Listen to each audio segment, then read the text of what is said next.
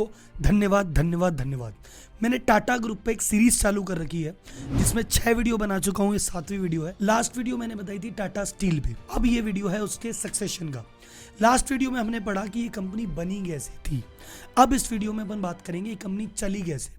आज 2022 में इस कंपनी को 115 साल पूरे हो गए। इस 115 साल के इतिहास में कितने अप्स आए, कितने डाउन्स आए, गवर्नमेंट ने क्या क्या रिस्ट्रिक्शन लगाए, कैसे टाटा ग्रुप उनसे जीता, कैसे इनकी टोटल कैपेसिटी 2 मिलियन से 34 मिलियन तक पहुंची, कैसे ये भारत ही नहीं विश्व के टॉप प्रोड्यूसिंग कंपनी में आ गया, कैसे एक देश में एक प्लांट से चालू हुई कंपनी आज 26 से ज़्यादा देशों में प्लांट ऑपरेट कर रही है, कब टाटा स्टील की हालत बहुत ज़्यादा खराब हुई और कब हमारे हीरो, हमारा प्यार, हमारे लव रतन टाटा जी की एंट्री हुई और कैसे उन्होंने लास्ट में कंपनी को घुमा के रख दिया। ये पूरी कहानी जानेंगे आज की वीडियो में।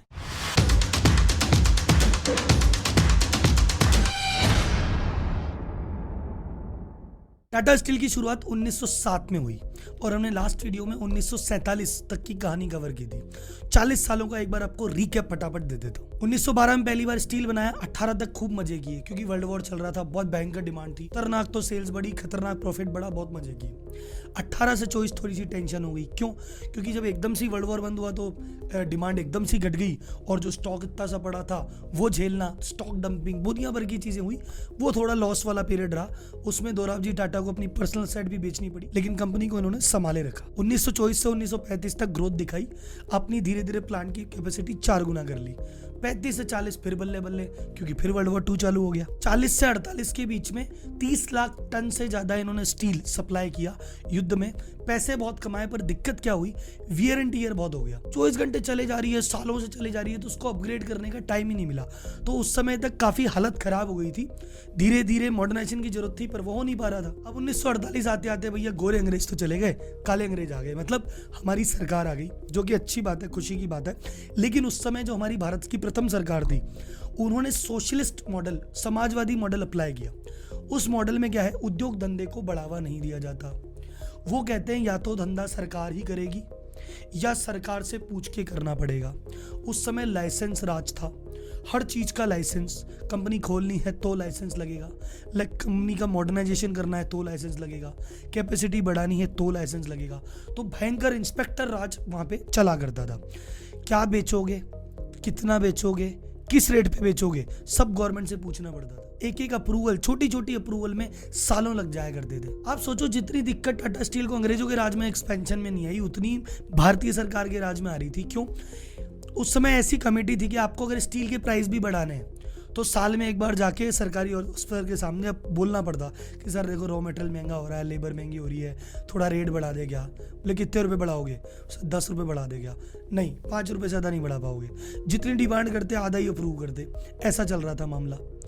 एक्सपेंशन करने के लिए भैया कैपिटल चाहिए, गवर्नमेंट कहती है फॉरेक्स देंगे ही नहीं, फॉरेन एक्सचेंज चाहिए, है ही नहीं, देंगे ही नहीं, वो बेचारे एक्सपेंड ही नहीं कर पा रहे। टाटा एक्सपेंशन करना चाह रही है, उसको एक्सपेंशन की अप्रूवल नहीं मिल रही है, क्योंकि गवर्नमेंट उसके पीछे क्या लॉजिक दे रही है कि भाई स्टील तुम प्राइवेट वाले बनाओगे क्या, सरकारी प्लांट भी आएंगे। तो सरकारी स्टील के प्लांट को बढ़ावा देने के लिए इनको अप्रूवल ही नहीं दे रहे। तो जो एक समय टाटा ग्रुप का 75% मार्केट शेयर था, वो कम होकर 25% पे आ गया। 2 बार टाटा स्टील को नेशनलाइज करने के प्रयास किए। टाटा ग्रुप की हालत आप देखना 47 से 91 के बीच में। टाटा ग्रुप का एक बैंक था, इंडस्ट्रियल बैंक, उसको सरकार ने ले लिया, सेंट्रल बैंक ऑफ इंडिया बना दिया। इनकी इंश्योरेंस कंपनी थी, उसको ले ली, खुद की इंश्योरेंस कंपनी बना ली। टाटा ग्रुप की एयरलाइन थी, उसको ले लिया, खुद का बना दिया। और टाटा स्टील लेने का प्रयास और चल रहा था, वो तो बड़ी मुश्किल से जाके ये प्रयास उन्होंने विफल किया। इस मोमेंट पे आके मैं विजनरी दोराब जी टाटा को बताना चाहूंगा। 1907 में इन्होंने जब प्लांट सेटअप किया था, तब ये फर्नेस लेके आए यूएस से, स्टील की शॉप लगाई जर्मन से, इन्होंने कुक यूज किया वेल्च के। 1911 में जो प्लांट लगाया था, 1987 80 साल तक इनकी सेवा करता रहा। सोचो आप, कोई जुगाड़ नहीं था कि 20-25 साल बाद बोल जाता, ये कंपनी खत्म हो जाती, कि गवर्नमेंट नई की परमिशन नहीं दे रही, पुरानी चलती नहीं। 80 साल तक प्लांट झेल गया भाई साहब। फिर फाइनली जेआरडी टाटा ने बहुत सारे प्रयास, बहुत सारे लेटर, बहुत सारा प्रेशर बना के फिर एक्सपेंशन एक्सपेंशन की अप्रूवल ली, वो भी 4 फेज में अप्रूव किया कि चलो मॉडर्नाइजेशन करो पर धीरे धीरे टुकड़ों में 4 फेज में करना। 1907 से लेके 1987 तक 80 साल लगे टाटा स्टील को अपना प्रोडक्शन 1 लाख टन से 20 लाख टन लाने में, जिसमें 10 लाख से 20 लाख टन तो 1958 में वर्ल्ड बैंक से लोन मिला था, उस कारण हो पाया। उस समय वर्ल्ड बैंक से मिलने वाला एशिया का सबसे बड़ा लोन था जो इनको मिला था, और उस कारण उन्होंने कैपेसिटी डबल की थी। सरकार का उस समय भी कोई रोल नहीं था। दूसरा, टाटा स्टील पे एक प्रेशर और था कि जब इन्होंने प्लांट डाला, ये देश की इकलौती कंपनी थी, तो इनको जो एंसिलरी फैसिलिटीज है वो भी खुद ही डालनी पड़ी।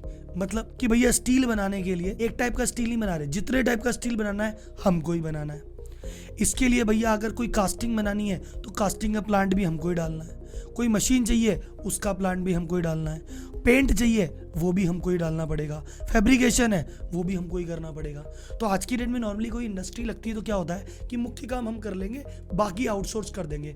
ये कुछ आउटसोर्स नहीं कर सकते, सारा खुद को ही बनाना है। टाटा स्टील का रुतबा क्या था, आप ये मानो कि देश की 72% स्टील की रिक्वायरमेंट टाटा स्टील ने पूरी की है। चाहे हावड़ा ब्रिज बनाओ, टाटा स्टील ने बनाया, बाकड़ा नागल उन्होंने बनाया, कांडला पोर्ट उन्होंने बनाया, चंडीगढ़ की जो प्लांट सिटी में जो लगा है वो सब टाटा स्टील का लगा है। अब ये तो बताई मैंने आपको सारी अच्छी बातें, लेकिन आप नोटिस करो क्योंकि मॉडर्नाइजेशन हो नहीं पा रहा था, अपग्रेड हो नहीं पा रहा था, सारा प्रेशर इन्हीं के ऊपर था, तो उस चक्कर में एक ऐसी स्थिति आ गई थी कि इनके द्वारा बनाया गया स्टील दुनिया का सबसे महंगा स्टील होने लग गया। क्योंकि भाई साहब इनकी टेक्निक पुरानी और हर लोग अपने आप को अपडेट कर चुके, तो इनको भी अपने आप को अपडेट करना जरूरी था। तो 1988-89 में CII confederation of Indian industries ने एक डेलीगेशन जापान भेजा।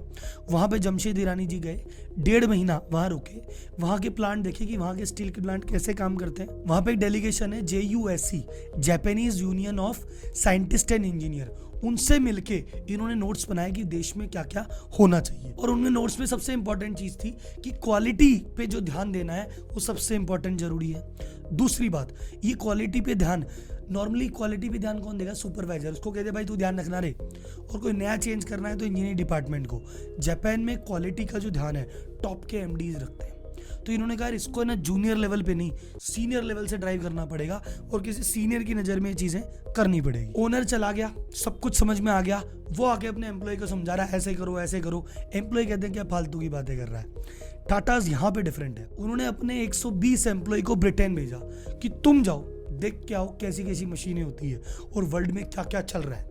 तो जब एम्प्लॉय गए और उन्होंने एक्सपोजर लिया कि अरे भाई हम क्या कचरा कर रहे हैं और मार्केट में क्या क्या चीज़ें अपग्रेड हो गई, तब उनका दिमाग खुला। तो वापस आके सारे एम्प्लॉय एक सुर में टाटा के पीछे लग गए कि ठीक है भैया जैसा बोलोगे वैसा करेंगे, हमको समझ में आ गया हम कितने पिछड़े हुए। अब ये सब कहानी चल रही थी, कहानी चलते चलते 1991 में आ गया, और 1991 में मेरा फेवरेट ईयर है क्योंकि उसमें 2 चीज़ें हुई थी।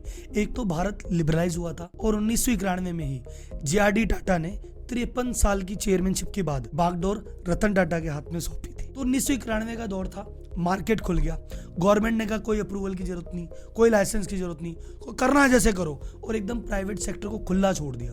तो उसी समय रुइयाज, जिंदल, मित्तल ये सब स्टील मेकिंग में कूदे, प्लस गवर्नमेंट के भी प्लांट अपने काफी काम कर रहे थे, वो भी धीरे धीरे अपग्रेड होने लगे। फिर बाहर की विदेशी कंपनियां भी आने को तैयार हो गई।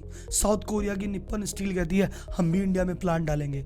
तो भैया उस दौर में अगर तुमने टाटा स्टील में बदलाव नहीं किया तो तुम्हारा खत्म होना तय है, क्योंकि तुम सबसे पुराने हो और अब सब मॉडर्न आ गए हैं और मार्केट खुल गया है। 1991 में जब टाटा सन्स के चेयरमैन बने, उन्होंने कहा भी टाटा स्टील की मीटिंग पहली बार अटेंड की। उस समय टाटा स्टील में लगभग अंदाजा था कि 180 करोड़ का लॉस इस साल होने वाला है, और टाटा ग्रुप के 80-85 साल के इतिहास में ये पहली बार था कि इतना बड़ा लॉस होगा। तो रतन टाटा ने कहा कि मैं कमान संभालता हूँ, पूरी टीम को इकट्ठा करके कहा कि यार मुझे है ना तुम्हारा महंगा स्टील नहीं चाहिए, मॉडर्नाइजेशन में जो करना है करो। स्टील बनाने की जो कॉस्ट आ रही है तुम्हारी, टोटल कॉस्ट में से $500 कैसे न कैसे काटो, यानी टोटल कॉस्ट का 7.5% डाउन लाओ, तब जाके पार पड़ेगी, नहीं तो नहीं पड़ेगी। और ये 9 महीने का टारगेट देके रतन टाटा जी चले गए। उसके बाद रेगुलर बेसिस पे देखो टाटा सन्स के चेयरमैन बने थे, उन्हें टाटा स्टील के अलावा टाटा मोटर न जाने कितनी कंपनियां संभालनी थी। उसके बावजूद वो टाटा स्टील को उन्होंने दिल के पास रखा और समय समय पे जमशेदपुर आते रहते थे, प्लान लगाते रहते थे, मीटिंग करते रहते थे, और जब तक ये $500 का लक्ष्य स्तर प्राप्त नहीं हुआ, रतन टाटा अपनी टीम को इंस्पायर करते रहे, उनको मोटिवेट करते रहे, उनको गाइड करते रहे। और उस साल जब 180 करोड़ का लॉस होना था, वो लॉस तो छोड़ो, प्रॉफिट में वो साल बंद किया। टाटा जी आके कंपनी में एक मंत्र देके चले गए, TQM, टोटल क्वालिटी मैनेजमेंट। भैया हमको सिर्फ क्वालिटी पे काम करना है, सभी चीजें भूल जाओ, अपन को वर्ल्ड में नंबर 1 आना है क्वालिटी में। ये मंत्र देके चले गए और जमशेद ईरानी जी को पीछे छोड़ दिया कि भैया चाहिए मतलब चाहिए। उसके लिए इन्होंने बहुत सारे इनिशिएटिव लिए। क्या क्या इनिशिएटिव थे, एक एक करके ध्यान से सुनना। Initiative number 1, ISO 9000। ISO 9000 एक स्टैंडर्ड होता है जिसमें क्वालिटी इंश्योर की जाती है। वो ISO 9000 इन्होंने अपने 86 डिपार्टमेंट, 86 डिपार्टमेंट सब में एक एक करके अप्लाई करवाया। सन 2000 में इन्होंने ISO 14000 का एक स्टैंडर्ड होता है जो कि एनवायरनमेंट फ्रेंडली बनाता है कंपनी को, वो पूरी कंपनी में अप्लाई करवाया। इन्होंने अपनी ट्रेडिशन को फॉलो करते हुए, उस समय टाटा वर्कर्स यूनियन के हेड थे SK बेंजामिन, उनको और उनकी 100 जनों की टीम को जापान भेजा कि जाओ वहाँ देख के आओ कि प्रोडक्टिविटी कैसे होती है, एफिशिएंसी कैसे होती है, क्वालिटी कैसी होती है। और पूरी टीम को जापान भेजा और वापस आके पूरी टीम ने उनका कंधे से कंधा मिला के साथ दिया। फिर इन्होंने 2 अवार्ड इंट्रोड्यूस किए कि भैया एक काम करो, एक तो JN टाटा अवार्ड दिया जाएगा, जो भी डिपार्टमेंट सबसे बढ़िया क्वालिटी का काम करेगा उसको JN टाटा अवार्ड दिया जाएगा, और जिस भी डिपार्टमेंट ने पिछले साल की तुलना में सबसे बढ़िया इंप्रूवमेंट किया होगा उसको S विश्वनाथन अवार्ड दिया जाएगा। और ये अवार्ड दिया जाता है 14 फरवरी को, और उस दिन ये बनाते क्वालिटी डे। तो जब आम जनता वैलेंटाइन डे बनाती है, टाटा स्टील क्वालिटी डे बनाती है, और उस दिन ये 2 अवार्ड डिपार्टमेंट को बांटे जाते हैं। इसके बाद टाटा ने कहा एक लेवल और ऊपर चलते हैं, तो इन्होंने कहा ये तो टाटा स्टील के इंटरनल अवार्ड थे, इन्होंने एक अवार्ड लॉन्च किया JRD QV award, JRD Tata QV quality का अवार्ड। और इसमें कंपटीशन किसके बीच में, टाटा ग्रुप की सभी कंपनियों के बीच में, कि Tata steel, Tata motor, TCS सब आ जाओ, देखिए कौन सबसे ज्यादा क्वालिटी में आता है। टाटा स्टील बहुत ज्यादा कॉन्फिडेंट, शायद हम ही जीतेंगे। 1996 में इन्होंने पहली बार अप्लाई किया, तो टोटल 1000 नंबर में से इनके 201 नंबर आए, फुस हो गया मामला। और अब उस समय तो यार ईरानी जी कह सकते हैं देखो हमने ISO 9000 कर रखा है, 14000 कर रखा है, हम इतना बढ़िया काम कर रहे हैं, ये तो अवार्ड ही गलत है, ये तो सिलेक्शन कमेटी गलत है, ये तो बायस है। हार नहीं मानी, इन्होंने कहा कोई बात नहीं, तुमने क्या स्टैंडर्ड कर रखा है उसको भी बीट करके दिखाएंगे। तो ईरानी जी ने कहा देखो एक बात बताओ, ये असेसमेंट हुआ कैसे, हमको 201 नंबर ही क्यों दिए, हमारे 800 नंबर कटे तो कहाँ कटे। उसके लिए जो TBM असेसमेंट होता है, इस पे पूरी 2 दिन की ट्रेनिंग खुद ईरानी जी अटेंड करके आए कि किस बेसिस पे 1000 नंबर दिए जाते हैं, हमको दिए क्यों और हमको काटे क्यों। और इनके पीछे पीछे सारे वाइस प्रेसिडेंट ने भी किया, फिर बाकी सभी मैनेजर ने भी किया, तो उनको समझ में आया कि अच्छा ऐसे करते हैं। फिर इन्होंने सारी चीज़ों को बेंचमार्क किया। बेंचमार्क एक ऐसा प्रोसेस है जहाँ पे हम कहते हैं कि यार ये वाला डिपार्टमेंट या ये वाली चीज़ इससे सीख लेते हैं। तो इन्होंने अपने कंप्लेंट के मैनेजमेंट को मोदी जीरोक्स एक कंपनी थी उससे बेंचमार्क किया कि कंप्लेंट मैनेजमेंट हो तो मोदी जीरोक्स जैसा, क्रेडिट का मैनेजमेंट हो तो सिटी बैंक जैसा, ऑपरेशन एक्सीलेंस हो तो GE जैसी, सेफ्टी हो तो ड्यूपॉन्ट जैसी, रिटेल डिस्ट्रीब्यूशन हो तो HUL जैसा। तो हर बेस्ट कंपनी की बेस्ट प्रोसेस को कॉपी करके टाटा स्टील में अप्लाई किया। और जब 1997 में अप्लाई किया तो पिछली बार 201 नंबर आए थे, अब की बार आए 443, जो कि टाटा ग्रुप कंपनीज में सबसे हाईएस्ट थे। इन्होंने टाटा मोटर को पीछे छोड़ दिया जिसका बहुत बड़ा नाम था, तो ये बहुत बड़ा हल्ला मच गया क्या Tata steel number 1 Tata motor के पीछे छोड़ दिया भाई साहब। लेकिन अवार्ड इनको फिर भी नहीं मिला, JRD QV अवार्ड। अगले साल इनके 510 नंबर, उसके बाद 582 नंबर, पर इनको अवार्ड नहीं मिल रहा। अब आप बोले राहुल जी इनको अवार्ड क्यों नहीं मिल रहा, क्योंकि इस अवार्ड की कंडीशन थी कि इसी को मिलेगा जिसके मिनिमम 600 नंबर होंगे, और 600 नंबर किसी के आ ही नहीं रहे। 6 साल हो गए अवार्ड का अनाउंस किए हुए, किसी के 600 नंबर नहीं आए। तो बाकी सब टाटा कंपनीज के MD बोलते हैं रतन टाटा को कि भाई साहब मैं क्या कह रहा था, 600 तो हो नहीं रहे, तो जिसके हाईएस्ट है उसी को दे दो। यहाँ पे रतन टाटा दिल जीत लेते हैं, बोले तुम्हारे बस की नहीं है तो तुम छोड़ो, चाहे किसी को अवार्ड ना मिले, अवार्ड तो तभी मिलेगा जब 600 पार होंगे।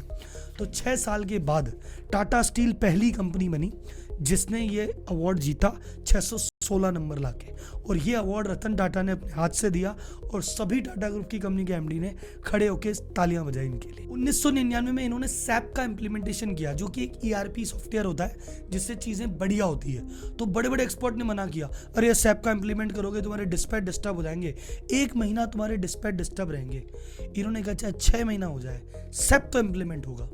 तो इन्होंने SAP इम्प्लीमेंट किया, अपनी इंडस्ट्री में पहली कंपनी थी जिसने ये इम्प्लीमेंट किया, और सबसे फास्ट इम्प्लीमेंट किया। और आपको लग रहा है कि क्वालिटी पे ध्यान देते देते इन्होंने चीज़ की, सर इस पे ध्यान देते देते एम्प्लॉय सेटिस्फेक्शन भी इनका टॉप नॉच रहा, तो इनको हाईएस्ट एम्प्लॉय सेटिस्फेक्शन अवार्ड भी मिला। फिर इनकी प्रोडक्टिविटी तिगुनी हो गई, एक लेबर से 100 का काम नहीं होता था, वो 300 करने लग गया। इनकी टोटल कॉस्ट 40% से डाउन आ गई। ये तो टाटा ग्रुप के इंटरनल अवार्ड थे। इसके अलावा CII ने इनको CII एक्जिम अवार्ड 2000 का दिया फॉर बिजनेस एक्सीलेंस। फिर उसके बाद PM की ट्रॉफी आती है, स्टील प्लांट को मिलती है, बेस्ट इंटीग्रेटेड स्टील प्लांट की ट्रॉफी प्रधानमंत्री की तरफ से मिलती है। 2000 में वो अवार्ड भी इन्होंने जीता। एशिया का पहला integrated steel plant Tata steel बना। 2001 में वर्ल्ड स्टील डायनेमिक ने, ये बड़ा इंटरेस्टिंग है, ध्यान से सुनना, इनको number 1 world class steel maker का अवार्ड दिया। इसमें बेस्ट क्या बताऊं, इनको नंबर 1 मिला, और जिससे निप्पॉन स्टील से सीख के आए थे वो नंबर 10 पे था। इतने सारे अवार्ड जीतने के बाद जो सबसे जबरदस्त अवार्ड है, जिसको अपन कह सकते हैं कि क्वालिटी की दुनिया का नोबेल प्राइज, उसको कहते हैं डेमिंग अवार्ड। जो क्वालिटी में जिसने अवार्ड जीत लिया, मतलब वो नेक्स्ट लेवल हो गया। इस अवार्ड को जीतने की तैयारी इन्होंने टाटा स्टील ने की, और फिर जापान से बाकायदा डेलीगेशन आया। वो डेलीगेशन ने आके, जो कंपनी ने इतने अवार्ड जीते हैं, उसको जापानी डेलीगेशन आके कहता है अभी बहुत कमजोरी है, 3 साल और लगेंगे। 3 साल और लगा है इसको बेटर करने में, और फाइनली 2008 में जाके इन्होंने डेमिंग अवार्ड जीता, जो कि इससे ऊपर क्वालिटी में कोई अवार्ड होता ही नहीं। और ये टोटल जितने भी अवार्ड हुए, इनकी वजह से 2006 से 2016 के बीच में टाटा स्टील को टोटल 16,000 करोड़ रुपए की कॉस्ट की सेविंग हुई है। टाटा स्टील को 5 बार अवार्ड मिला है बेस्ट प्लेस टू वर्क। यहाँ जो भी एम्प्लॉय काम करता है भक्त है, क्योंकि जैसे सोचो, जो कंपनी सीखने के लिए एम्प्लॉय को जापान भेज दे, ब्रिटेन भेज दे, वर्कर एसोसिएशन को। इनफैक्ट ये जो डेमिंग अवार्ड मिला था, इस अवार्ड को लेने भी MD के साथ वर्कर यूनियन के अध्यक्ष गए थे। तो एम्प्लॉय का तो कमिटमेंट है ही, और ना सिर्फ टाटा स्टील, चाहे टाइटन हो, चाहे TCS हो, चाहे टाटा मोटर हो, एम्प्लॉय का मैनेजमेंट हमेशा टॉप नॉच होता है। तो अगर आप जानना चाहते हैं कि राहुल जी टाटा ग्रुप के 9 लाख से ज्यादा एम्प्लॉय, ये इतने एम्प्लॉय हायर कहां से करती है, ट्रेन कैसे करती है, इनको खुश कैसे रखती है, टाटा स्टील का एक एक एम्प्लॉय या टाटा ग्रुप का कोई भी एम्प्लॉय टाटा के लिए मरने पिटने को क्यों तैयार है, अगर ये चीज़ जानना चाहते हो तो ये आपको मिलेगी अगले वीडियो में। तो ये वीडियो तो यहीं पे खत्म होता है। कोई सवाल हो कमेंट बॉक्स में पूछो, सीरीज अच्छी लग रही हो तो अपनी अप्रिसिएशन कमेंट बॉक्स में बताओ, और एम्प्लॉय मैनेजमेंट के बारे में जानना है चैनल को सब्सक्राइब करो। अगली वीडियो में सारे नॉलेज आपको मिलने वाली है। मिलेंगे अगली वीडियो में, तब तक के लिए धन्यवाद।